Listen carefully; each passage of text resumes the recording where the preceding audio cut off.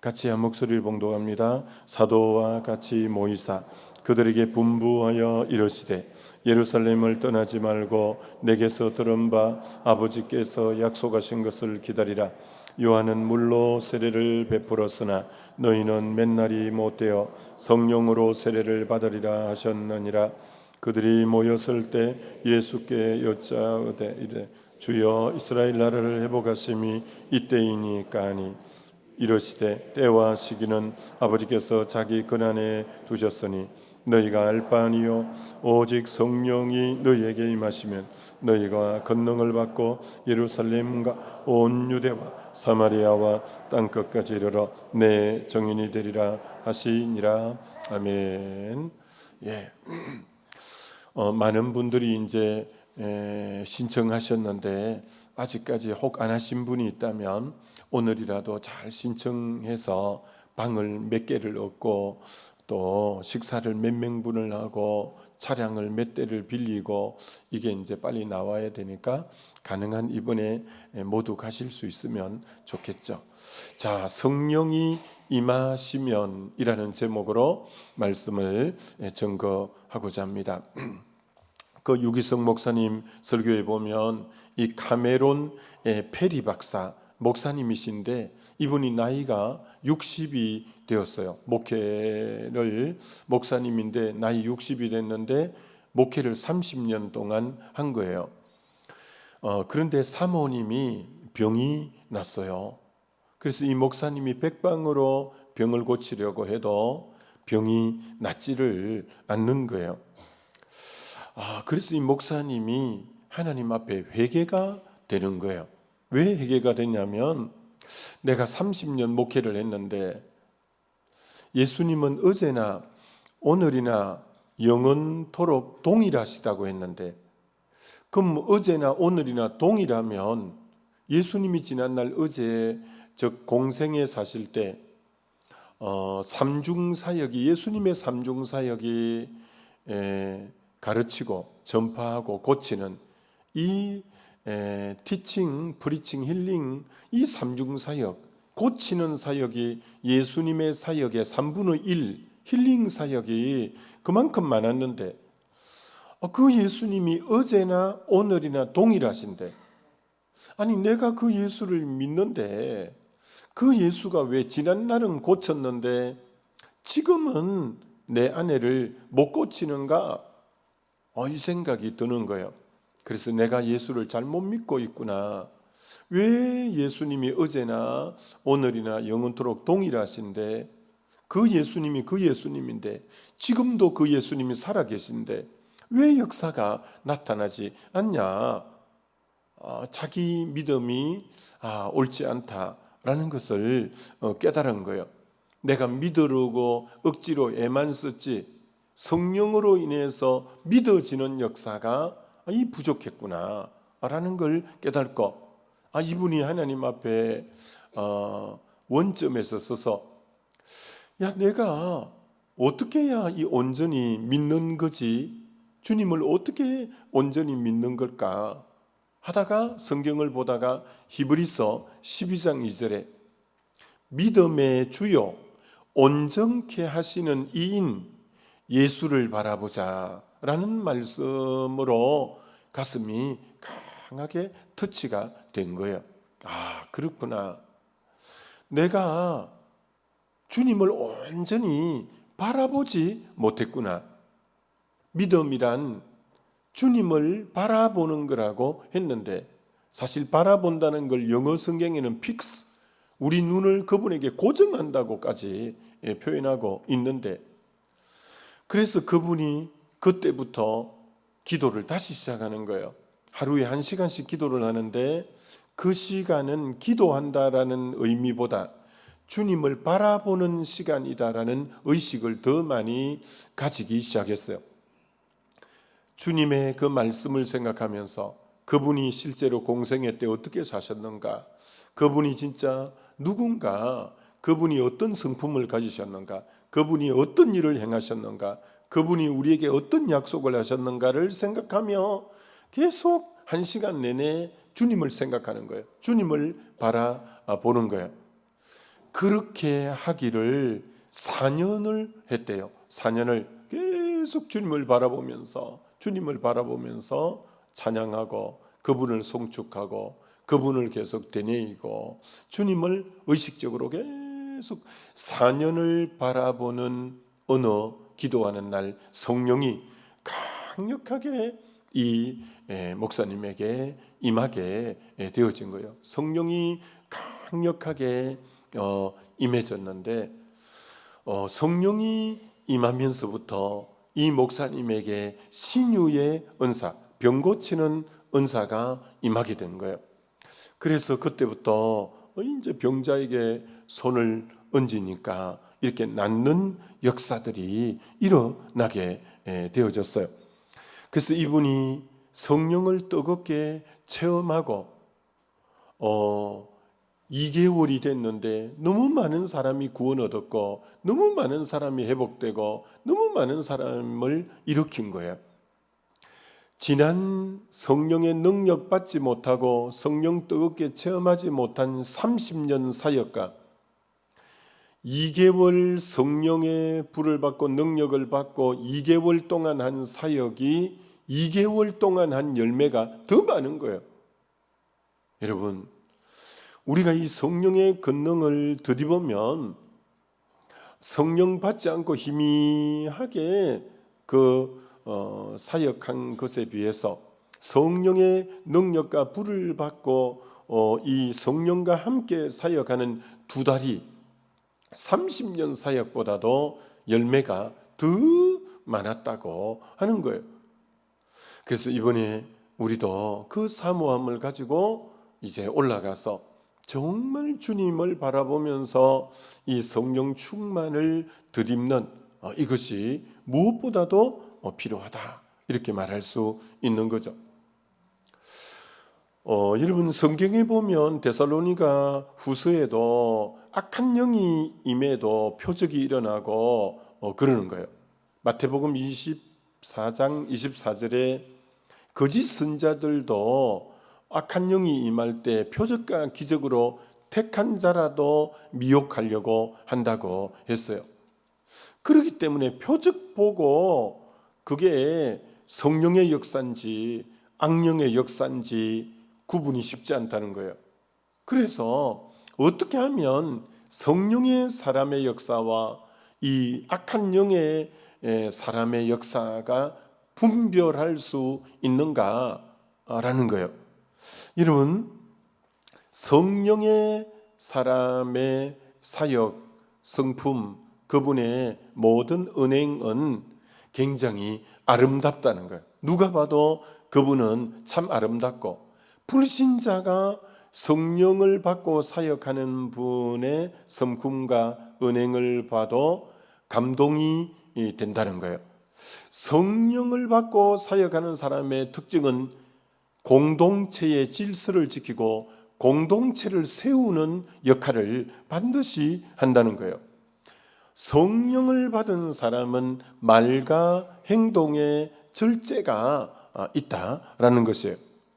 성령을 받고 사역하는 사람은 주변 사람들이 그분에게 이끌리는 거예요. 그분에게 마음이 끌리는 거예요. 성령을 사역하는 사람은 마음이 그에게 이끌리는 그런 부분이 있는 거예요. 반면에 능력은 뭔가 나타나는 것 같기도 한데 악한 영에 의해서 하는 사람들은 그 하는 사역의 흐름을 보면 자기 원하는 대로, 자기 하고 싶은 대로, 자기 감정대로, 자기 고집대로 하는 이런 모습이 확연하게 차이가 나고 공동체를 아름답게 세우는 게 아니라 왠지 저분은 뭔가 능력이 좀 있는 것 같은데 공동체를 계속 깨뜨리는 일을 하는 거예요. 그리고 왠지 사람들을 대하는데 거칠게 대하고 아주 거칠게 대하는 거예요. 그리고 그 사람 주변에는 항상 시기, 질투, 다툼이 있는 거예요.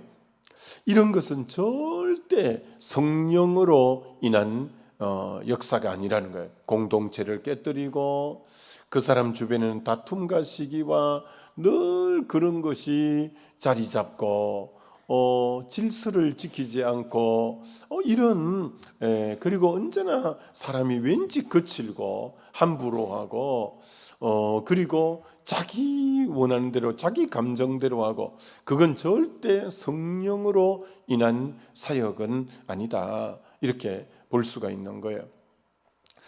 너희는 이 마음을 품으라. 곧 그리스도 예수의 마음이다 라고 했는데 그리스도 예수의 마음이 어떤 마음이죠? 예수님의 마음을 우리 보고 품으라고 빌립보서 2장에 말하고 마태복음 11장 29절에도 내 마음은 예수님이 온유하고 겸손하다 이렇게 말한 거예요. 여러분 그렇습니다. 예수님의 마음을 가진 성령에 온전히 충만한 사람은 온유하고 겸손합니다. 온유는 따뜻할 온자, 부드러울 유자, 젠틀이라고 영어 성경에는 되어 있는데 온유한 사람의 특징은 부드럽다는 거예요. 마음이 부드러움이 있어요.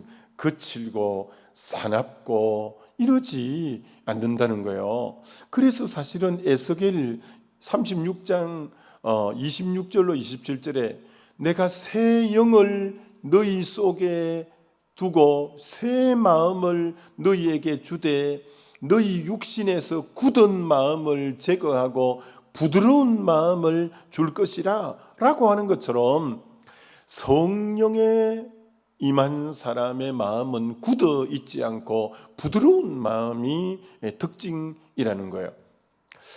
파라과이 선교사인 임동수 선교사님이라고 이분은 선교사인데도 목수예요. 목수. 톱질, 대패질, 망치질 해서 그래서 그 아프리카 선교 나가 가지고 목수의 이런 일을 통해서 교회당을 많이 건축하고 세운 분이라는 거예요. 이분의 글에 보면 나무가 살아 있을 때는 다 모든 나무가 다 그렇게 부드럽다는 거예요. 나무가 다 부드러운 나무라고 하는 거예요.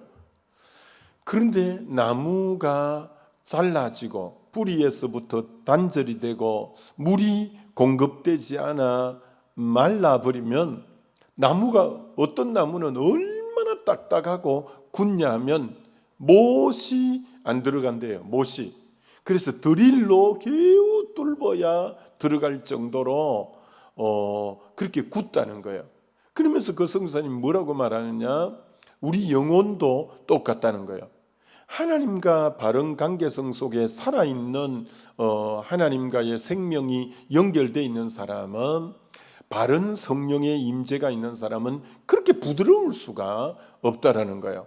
그러나 하나님과의 생명이 끊어진 사람의 특징은 마음이 굳고 아주 단단하다라는 거예요.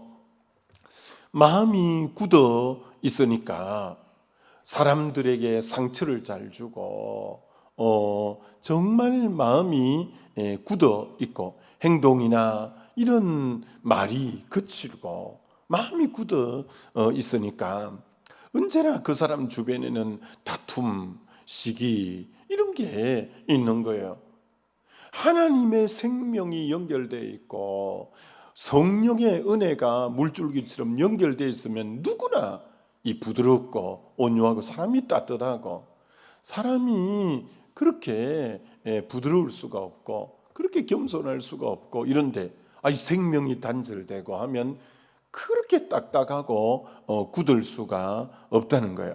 그래서 우리는 성령의 은혜를 받으면 사람의 마음이 부드럽고 마음이 부드러우니 말씀에 순종을 잘하고 말과 행동에 절제가 있고 언제나 성령의 은혜를 바로 받은 사람은 공동체를 먼저 자기를 생각하기 전에 몸된 공동체를 생각하고 공동체 질서를 생각하고 공동체를 어떻게든지 세우려고 하는 그리고 왠지 그분의 모든 모습에는 감동이 되어지는 그런 특징이 있다라는 것이죠.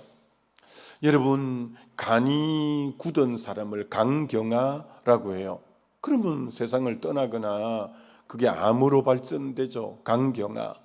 간망경화되는 게 아니라 이 동맥경화나 이런 것도 다 이 혈관이 굳어지고 이 신경이 굳어지고 근육이 굳어지고 그러면 몸은 굉장히 위험 신호이죠. 이게 부드러워야 되는 게 굳어지면, 그럼 간보다도 혈관보다도 신경보다도 근육보다도 무엇이 굳어지면 제일 안 좋냐?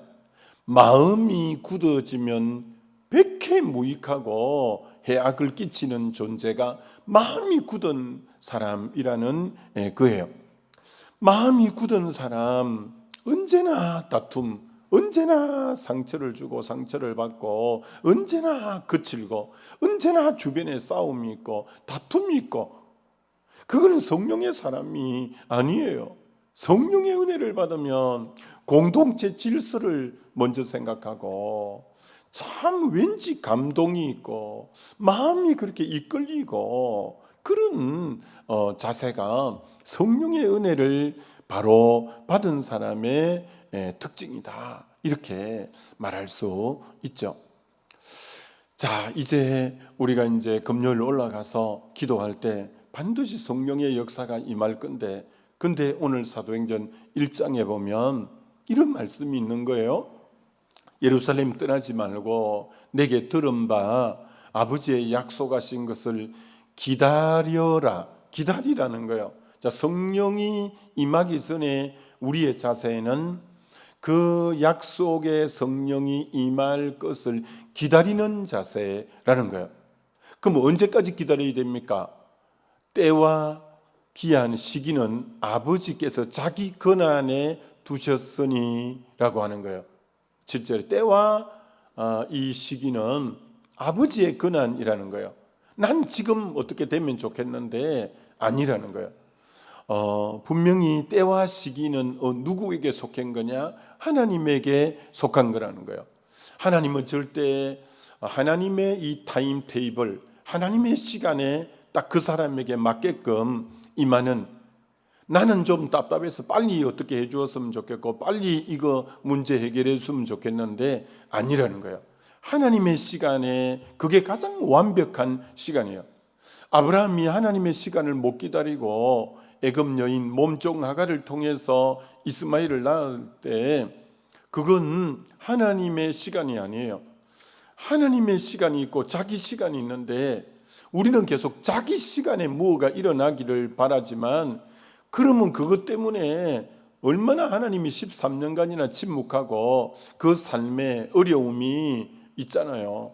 그렇기 때문에 제일 나에게 좋은 시간대는 하나님의 시간이에요. 하나님의 때에 하나님이 허락하는 그 시간이 좋기 때문에 내가 해야 될 일은 약속을 붙잡고 기다리는 시간이에요. 그래서 이사야 55장에도 내 생각과 너희 생각이 다르고 내 길과 너희 길이 다르다. 그렇기 때문에 내 생각하고 하나님의 생각이 다른 거예요. 내 길과 하나님의 길이 다르기 때문에 우리는 그분의 때에, 가장 그분의 때가 완벽하기 때문에 약속을 믿고 기다리는 이 자세가 필요한 거예요. 하나님은 썼던 사람들 다 기다림의 훈련을 한결같이 시켰어요. 기다림 속에 믿음이 아주 성숙해지는 거죠. 아브라함은 75세 때 부름받았는데 100살 때 아들을 얻었고요. 25년을 기다렸고요. 요셉은 17살 때 꿈을 보여줬는데 그 꿈은 30이 되고 30의 총리가 되고 나중에 양식 사러 와서 7년 풍년이 또 지났고 그 다음 흉년 때 와서 자기에게 절하고 했으니까 근 20몇 년 뒤에야 이 요셉의 기다림도 그 꿈을 먼저 보여주고 꿈이 성취될 때에는 20몇 년이 지났고요. 목동 다윗 소년 때 기름 부었는데 실제로 왕으로 등극한 것은 30이니까 그도 10몇 년을 기다렸고요. 하나님의 사람에게는 기다리는 시간들이 반드시 있고 그 시간에 약속 붙잡고 계속 기도하는 가운데 도리어 우리는 또 성숙해 가고 그래요. 그래서 하나님의 이 기다리면서 우리는 그걸 잘 모르지만 그러나 우리는 약속을 믿고 하나님이 가장 좋은 때에 가장 놀랍게 역사하실 것이다 이렇게 하고, 여러분에게 당장 여러분이 원하는 때에 뭐가 좀 안 이루어져도 낙심하면 안 돼요. 하나님은 약속을 한 번도 어긴 적이, 그분은 시건한 적이 없어요. 헛말을 하신 적이 없어요. 약속하신 것은 반드시 지키니까 단 여러분의 때에 임하지 않는다고 조급하게 그러지 말고 계속 주님 바라보면서 기다리면서 기도할 때 때가 되면 역사하는데, 그런데 놀라운 것은 하나님이 임할 때는 그럼 어떻게 임하시냐? 그 사도행전 2장에 홀연히 하늘로부터 급하고 강한 바람 같은 소리가 있어 그들이 앉은 온 집에 가득함이라고 사도행전 2장 2절에, 성령이 임할 때는 기다림하고는 정반대적 의미로 홀연히 갑작스럽게 예기치 않을 때에 임하는 거예요. 예기치 않을 때. 이게 참 또 기대가 돼요. 하나님이 임하실 때는 정말 예기치 않았는데 갑자기 홀연히 하늘 문이 열리면서 강력하게 임하니까요. 그래서 이건 하나님의 주권입니다. 이 때는. 그래서 우리는 잘 모르지만 그래서 약속 믿고 올라가는 거예요. 그러면 하나님의 때에 홀연히 갑자기 하나님이 놀랍게 역사해 줄 것이니까 낙심하지 말고 이제 우리가 올라가야 돼요.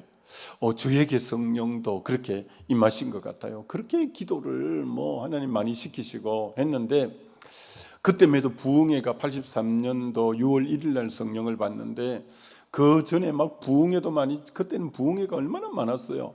그렇게 제가 내성적인 사람인데도 앞자리까지 가서 막 그렇게 은혜를 받으려고 했는데도 성령이 안 임하고 근데 83년 6월 1일 날은 집회를 다 파하고 돌아갔는데 돌아가고 싶은 마음이 없는 거예요. 내가 이 밤에는 혼자라도 주님 앞에 좀 기도해야 되겠다. 그래서 83년 6월 1일 저녁 9시 반 정도 됐을 거예요. 그때 텅 빈 곳에 이 방석을 앞에 갖놓고 주님 앞에 간절히 기도하는데 그만 성령이 임하기 시작하는 거예요. 성령이 그러면서 밤새 기도하고 새벽녘에 주님의 빛이 비치기 시작하면서 되는 거예요. 그러니까 하나님이 그는 하나님의 때에 홀연히 이렇게 임하는 거예요. 너무 강력하게 임하는 거죠. 이번에도 우리는 전적으로 약속을 믿고 이 홀연히가 나에게는 어느 시점인지는 몰라도 그러나 하나님은 반드시 약속을 지키시는 분이고 자기 때에 내게 가장 합당한 시간에 허락하심을 믿고 올라가는 거예요.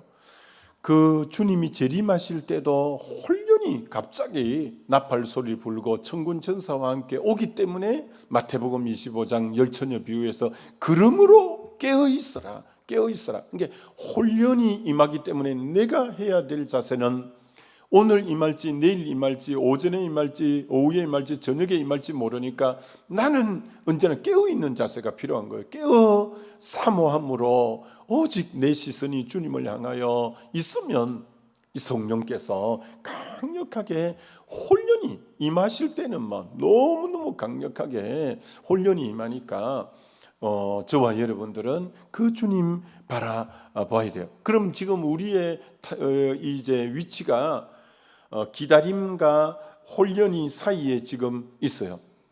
그럼 이 사도행전 1장에 주님이 기다리라고 한 이 기다림, 그리고 오순절날 홀연히 임하는 요때에 뭐하고 계셨냐? 이 사람들이 120문도가 모여서 예배하며 기도하고 있었다는 거예요. 이게 홀연히 임할 때는 언제였냐면은 이들이 모이기를 힘써서 그들이 다 모여 있는 그 자리에 성령이 강력하게 불의 여 같은 성령이 임하고 방언이 임하고 그 역사가 일어난 것처럼, 그래서 우리가 성령 수양에 같이 모여서 찬양하고 같이 모여 예배하고 같이 모여 회개하고 같이 모여 기도할 때 성령이 그 모여 기도하는 시간에 이 혼련이 임하게 될 거예요. 그래서 우리가 이번에 같이 올라가자는 이유가, 같이 올라가서 모여 그들이 다 같이 모여 있을 때, 그들이 다 같이 한 곳에 모여서 예배하고 기도하는 시간에 성령이 강력하게 임하게 된 거예요. 우리 주님은 우리에게 히브리서 10장 25절에 모이기를 피하는 어떤 사람들의 습관과 같이 하지 말고 그날이 가까워 올수록 더욱 모이기에 힘써자. 모이기에 힘써라고 말하는 거예요. 마귀는 어떻게 하든지 간에 모이는 것을 피하려고, 못 모이게 하려고 사단은 그렇게 역사하지만, 우리는 모여서 기도하고 예배하고 찬양하고 하는 시간에 힘을 써갈 때 하나님의 성령은 강력하게 임하게 될 거예요. 그래서 정말 이 성령께서 임하시면 가장 중요한 게 내 사명이 뭔가가 확 깨달아져요. 여러분, 칼 틸히 목사님은 사명이란 두 번째 태어나는 거다 이렇게 말했어요. 정말 엄마 배 속에 한번 태어나는 것과 성령이 임해서 사명을 발견할 때 내가 어떻게 살아야 될지를 발견하는 게 사명이라는 거죠. 내가 이렇게 살아야 되는 거구나. 거기에 눈이 열리는 게 두 번째 태어나는 거다라고 한 것처럼 성령이 임할 때 사명을 발견하는 거예요. 여러분, 이 사명은 사도 바울은 이렇게 말하잖아요. 나의 달려갈 길과 주 예수께 받은 사명, 곧 하나님의 은혜의 복음 증거하는 일을 마치려 하면은 나의 생명을 조금도 귀한 것으로 여기지 않는다. 사명 감당을 위해서 생명까지 버리겠다는 거예요. 그러니까 생명이 제일 귀한데, 생명보다 귀한 게 딱 하나가 있는데 사명이에요. 이 생명은 뭐 하라고 준 거냐? 사명을 위해서 쏟아 부으라고 생명은 준 거예요. 그래서 우리 생명을 주님 주신 사명을 위해서 아낌없이 불태우고 가는 게 이 땅이죠. 예수님은 그래서 33살까지 밖에 안 살았지만 이분이 마지막 한 말씀은 다 이루었다. 그 주신 사명을 완성하는, 이게 그 사람의 인생의 성공 실패는 돈을 얼마나 모았는가 이런 게 아니라 사명을 다 이루었냐, 그것 갖고 점검하는 거예요. 사명을 다 이루었냐, 오래 살았냐, 짧게 살았냐, 길게 살았냐에 그것도 아니고, 소유가 얼마냐 그것도 아니고, 하나님이 너에게 맡긴 사명을 너 다 이루고 가냐. 이게 우리 모두도 성령을 받으면 우리도 마지막 갈 때 주님이 맡겨준 사명 다 이루고 갑니다. 그것처럼 복된 인생이 어디 있겠어요? 주님 앞에 딱 섰는데, 그래 착하고 충성된 종아, 그 한마디 우리 듣는 거죠. 그런 것처럼 정말 이게 이제 성령 충만을 받으면 사명이 딱 뚜렷해져요. 사명이. 제가 포항에 있을 때 그 포항 공대 그 공부 잘하는 그 똘똘한 사람, 그리고 그 교수분은 최연소 우리나라 학위를 제일 먼저 받은, 서울대 나오고 이래가지고 그 교수니까 또 포항 공대도 공부를 서울대만큼이나 하는 친구들이 모였고, 그 교수들은 더 그런 분들인데, 이 친구들이 성령 받기 전에 나에게 와서 고민이, 목사님 어떻게 살아야 될지 잘 모르겠다고. 그들이야 직장이나 이런 건 잘 구할 수 있겠죠. 그러나 은혜를 바로 받으니까 진짜 내게 준 사명이 뭐냐? 그건 네가 성령을 충만히 받아야 뚜렷해져. 그래서 그 사명을 위해서 너 인생을 쏟아부으면 가장 가치 있는 인생을 살 수 있어. 이게 성령 충만할 때 뚜렷해져요, 사명이. 그래서 사명은, 성령 충만은 반드시 받아야 사명의 눈이 확 열리게 되고, 그럼 인생을 진짜 가치 있는 것에 인생을 선택과 집중으로 쏟아붓고, 그러면 의의 열매 가득 맺고 주님 앞에 가는 거죠. 아무쪼록 이번에 하여튼 우리가 주님의 약속을 기다리고, 그 다음에 그러면 성령이 홀연히 임할 거고, 그 자리는 바로 모여서 예배하고 찬양하고 기도하는 자리고, 그러면 성령이 임하면서 사명이 뚜렷하게 구분되어질 거고, 그러면 그 사명을 위해서 우리가 달려가는 인생 다 되어지시기를 우리 주님의 이름으로 축원합니다.